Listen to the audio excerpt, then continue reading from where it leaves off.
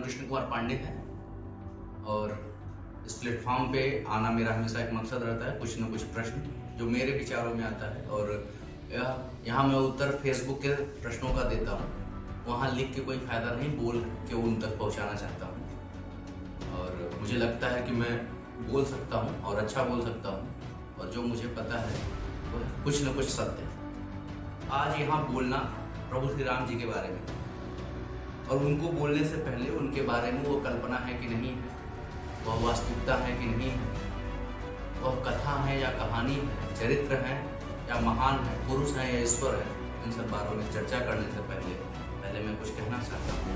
राम मेरे मन में है, तन में है, जीवन में है, रोम रोम में है। राम मेरे मन में है, तन में है, जीवन में है, रोम रोम में है। राम मेरे शब्द हैं, संसार है, मेरी कल्पना है या जो भी है, लेकिन मैं उनका हूँ और वे मेरे। चले एक महान पुरुष ने और मैं उस व्यक्ति को या जो भी, क्योंकि प्रश्न करने वाले हर व्यक्ति महान ही होते हैं, प्रश्न करना एक बहुत अच्छी बात है। यहाँ प्रभु श्री राम के पक्ष में प्रश्न नहीं था, उनके विपक्ष में प्रश्न था और उनकी वास्तविकता को लेकर प्रश्न था, वह ईश्वर हैं कि नहीं है। यदि ईश्वर हैं तो उनको अपने गुणों को दिखाना चाहिए था, वह गुण क्यों नहीं दिखाए। तो उनके प्रश्न कुछ ऐसे थे कि सीता जी का जब हरण हुआ, माता पिता का जब हरण हुआ, सीता जी माता पिता जो उस हिसाब से बता देता हूँ, माता सीता का जब हरण हुआ तो प्रभु श्री राम जी को सीता को कहाँ ले जाया गया यही प्रभु श्री राम जी को नहीं पता। और अभी तो अभी राम लक्ष्मण को जब शक्ति बाढ़ लगा और उन्हें मूर्छा आई या ऐसी स्थिति में आ गए कि उनकी मृत्यु हो सकती है, तो भी प्रभु श्री राम जी को नहीं पता था कि वैद्य कौन है और कौन सी औषधि का प्रयोग। प्रभु श्री राम को यह नहीं पता था कि लव कुश ही उनके पुत्र हैं और उनसे ही तो सब कुछ है। तो फिर वो प्रभु कैसे, वह ईश्वर कैसे, यह पाखंड तो नहीं, या पाखंड कैसे हो जाएगा। और अत्य तो तब प्रभु श्री राम को अपनी पत्नी पर यह विश्वास नहीं था कि वह चरित्रहीन है या चरित्रवान। माता पिता पर विश्वास प्रभु श्री राम को पाखंडी लगा। और प्रभु श्री राम की वास्तविकता को लेकर मैं इतना ज़्यादा सहज हूँ यह तो नहीं कर सकता, लेकिन मेरा रोम, मेरा हृदय क्या कहता है मैं ये बात।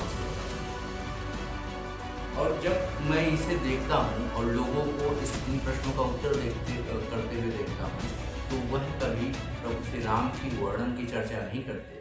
वह कहते हैं तुम्हारे बुद्ध कैसे हैं, वह कहते हैं तुम्हारा ये कैसा है। अन्य धर्मों पर वह चोट पहुंचाने की कोशिश करते हैं। आप जब सत्य हो तो आपकी बचाव की आवश्यकता ही नहीं, केवल अपनी महिमा करते रहो, सामने वाला नतमस्तक हो जाएगा। और मैं उस महिमा वर्णन को करता हूँ। क्या यह प्रश्न है कि प्रभु श्री राम ईश्वर है? यदि प्रश्न है तो फिर इसका उत्तर क्या है? और अगर इसका उत्तर धर्म पुस्तक में दिया है तो वह व्यक्ति जो अज्ञानी है, जो अनभिज्ञ है अक्षरों से, वह पुस्तक में कैसे पढ़ेगा?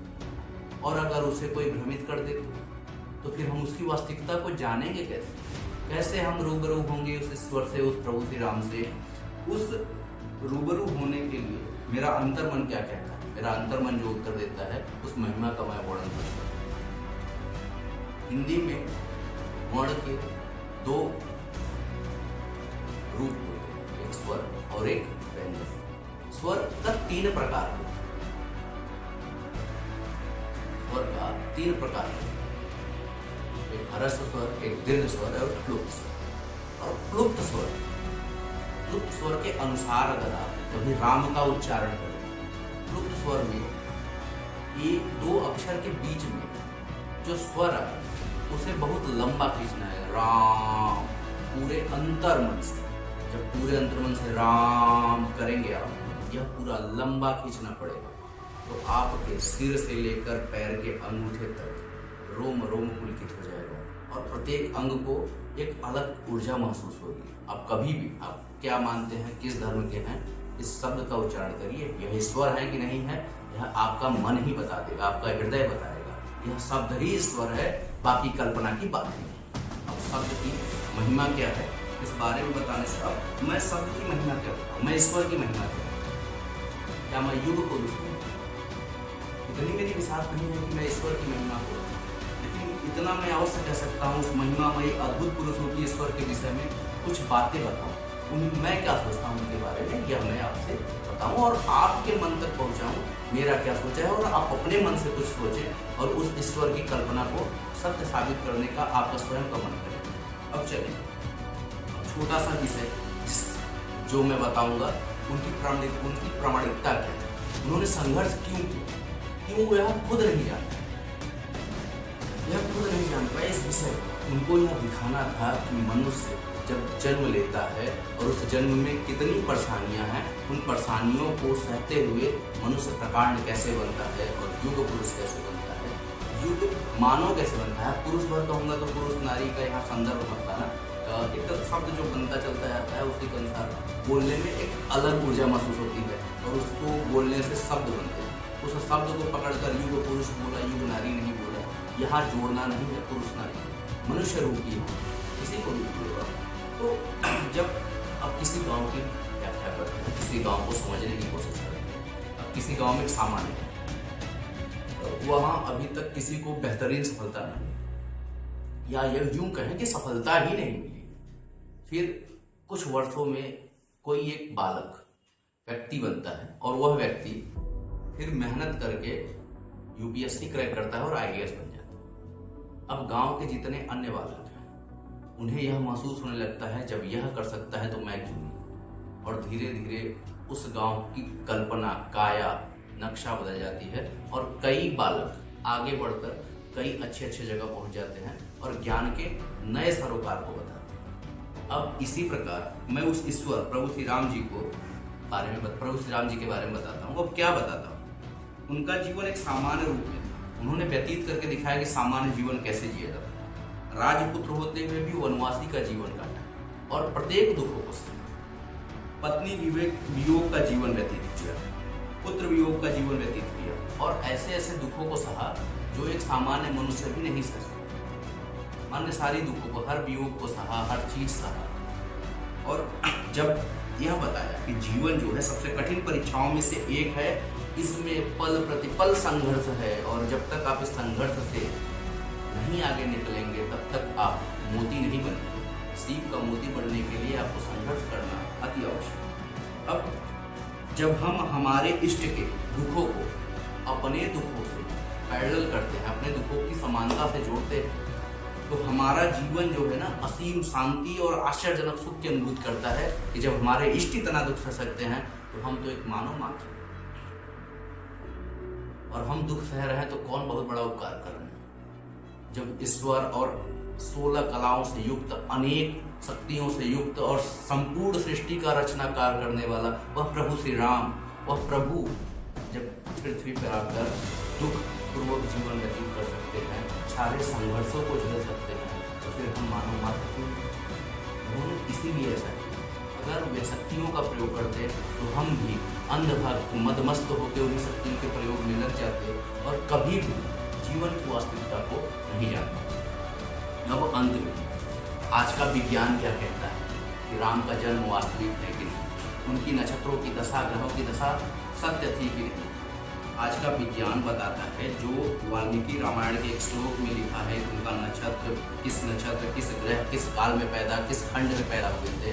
जब उनकी स्थिति को देखा जाता है तो 10 जनवरी को पैदा हुए और 10 जनवरी 2022 को उनका जन्म हो जाएगा, वर्ष हो जाएगा 7123 वर्ष के हो जाएंगे जब उनका जन्म होगा, 7123 वर्ष पूर्व हो। अब उसमें अब उस सॉफ्टवेयर का क्या नाम है, क्या नासा ने यह सॉफ्टवेयर को बनाया, सामान्य सॉफ्टवेयर नहीं, विश्व की सबसे बड़ी संगणक। और कौन सा संगणक? अंतरिक्ष संगणक विज्ञान में जो विश्व में सबसे बड़ी कोई एजेंसी है वो नासा है, और उस एजेंसी ने एक प्लेनेटेरियम नामक सॉफ्टवेयर बनाया है और उससे यह पता चला कि राम की वास्तविकता है, उनके जन्म, नक्षत्र और ग्रह की स्थिति जो वाल्मीकि रामायण में दी है वह पूर्ण रूप से सत्य है। यह उनकी सत्यता है और सत्य के कुछ और तथ्य, उनके साक्ष्य, और अगर वह सत्य नहीं थे, केवल भारत में ही थे और वह पुष्यमित्र शुंग थे, तो क्यों उनकी गणना Nepal, Laos, Cambodia, Malaysia, Cambodia, Indonesia, Bangladesh, Bhutan, Bali, Sri Lanka, Java, Sumatra, Thailand, लगभग 6000 किलोमीटर दूर भारत से, समुद्र से 2-2000 किलोमीटर दूर उनके गुणगान क्यों फैलते हैं? वह सत्य हैं, सदैव रहेंगे, वह आप स्वयं अनुभव करेंगे और अनुभव करेंगे। आप दूसरों से अपने धर्म की व्याख्या और अपने इष्ट की व्याख्या को न सुने, स्वयं से सुने। आप स्वयं से सुनेंगे, आपका अंतर्मन जब बताएगा आपको तो आपको समझ में आ जाएगा। और अंत में मैं ब्राह्मण, दलित, यादव या इन सब जातिगत व्यवस्था में बिल्कुल विश्वास नहीं करता हूं। और यह मुझे भी लगता है कि वह गलत है।